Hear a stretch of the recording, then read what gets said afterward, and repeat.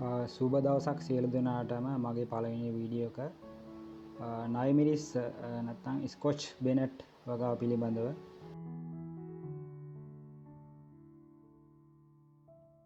Scotch බෙනෙට් තෙත් කලාපයට ඉතාමත් යෝග්‍යයි. වියලි කලාපයටත් ඔරොත්තු දෙනවා හොඳ ජල සම්පාදනයක් ලබා දෙන්න ඕනි.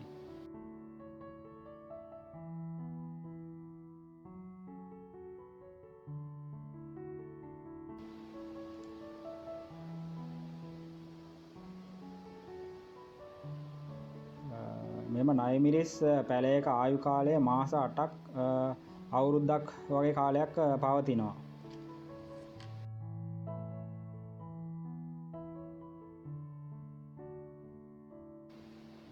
මෙම නයිමිරිස් සඳහා පොහොර යෙදීමේදී කාබනික පොහොර, ගොම පොහොර යොදන්න පුළුවන් නම් හොඳ අස්වැන්නක් ලබා ගන්න පුළුවන්.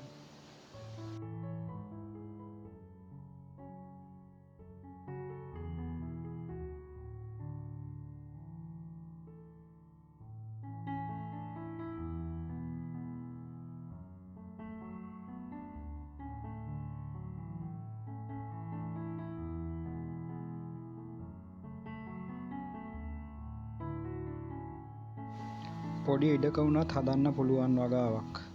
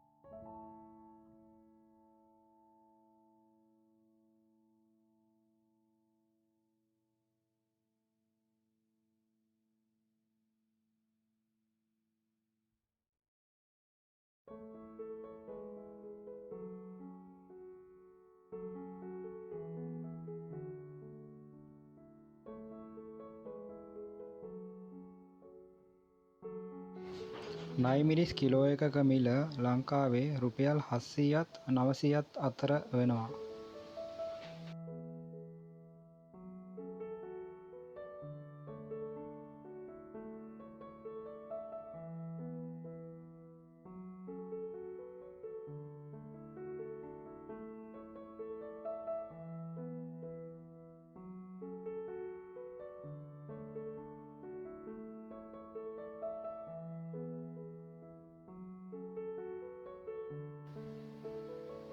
බීජ ලබා ගැනීමේදී හොඳින් ඉදුණු කරල් අරගෙන අව්වේ වේලන්න අවශ්‍ය නැහැ.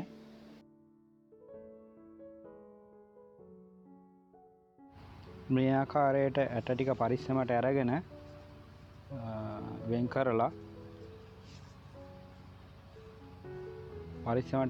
ඇට ටික අරගෙන අපිට මේ ඇට වේලන්න අවශ්‍ය වෙන්නේ නැහැ.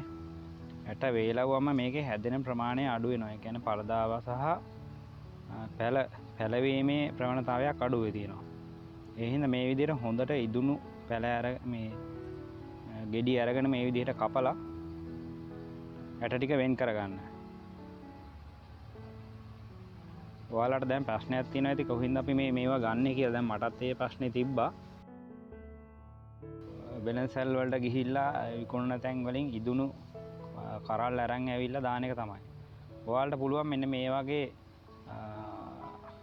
ට්‍රේ එකක් පාවිච්චි කරන්න මේ වැඩේට. එහෙම ට්‍රේ එකක් නැත්නම් ප්‍රශ්නයක් නැහැ. ඔයාලා පාවිච්චි කරන අයිස් කප් එකක් හරි කමන්නේ ඒකකට වුණත් මේ වැඩේ කරන්න පුළුවන්. මම මේ සඳහා යොදාගත්තේ ගොම පොහොර සහ පස් පමණයි. ගොම පොහොර භාගයක් සහ පස් භාගයක් තමයි මෙතන තියෙන්නේ. මම මේ විදිහට මේ ටික පුරවගෙන ඉවර වෙලා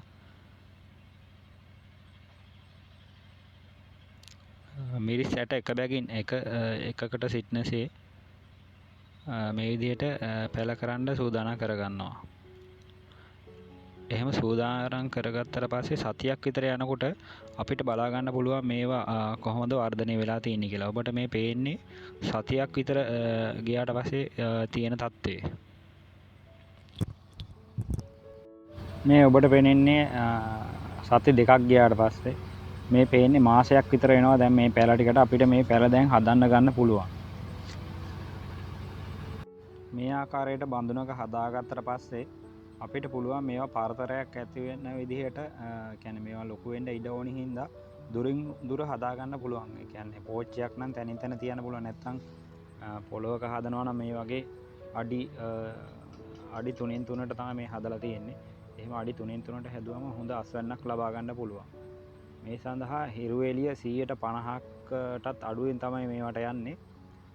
හිරු එළිය ගොඩක්ම තියෙනවා නම් මේවා හැදෙන්න ගොඩක් ඵලදාවක් අඩුයි, ගහේ වර්ධනයත් අඩුයි.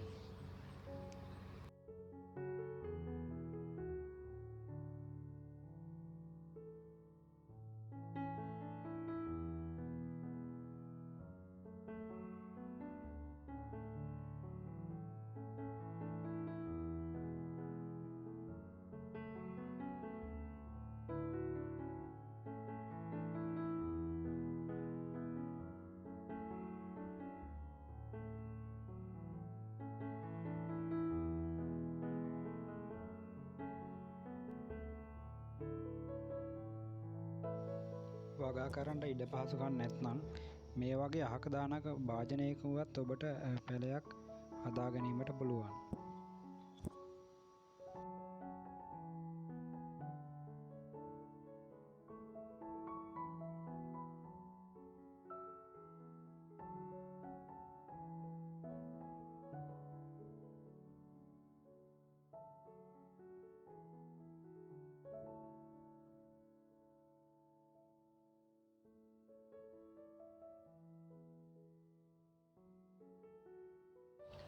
ඔබ භාජනයක ඇට පැල කරන්න අදහසක් දක්වනවා නම් එම පැල සිටුවීමේදී පැලේ මුදුන් මුල කඩා ඉවත් කර තමයි සිටවන්න ඕනේ.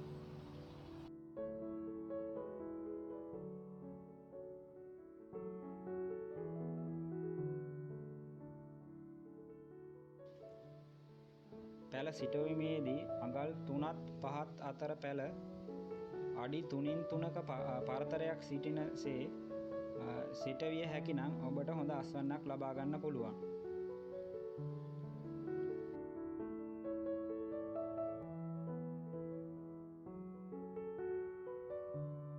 ඔයාලගේ අදහස් හා යෝජනා පහතින් කමෙන්ට් කරන්න.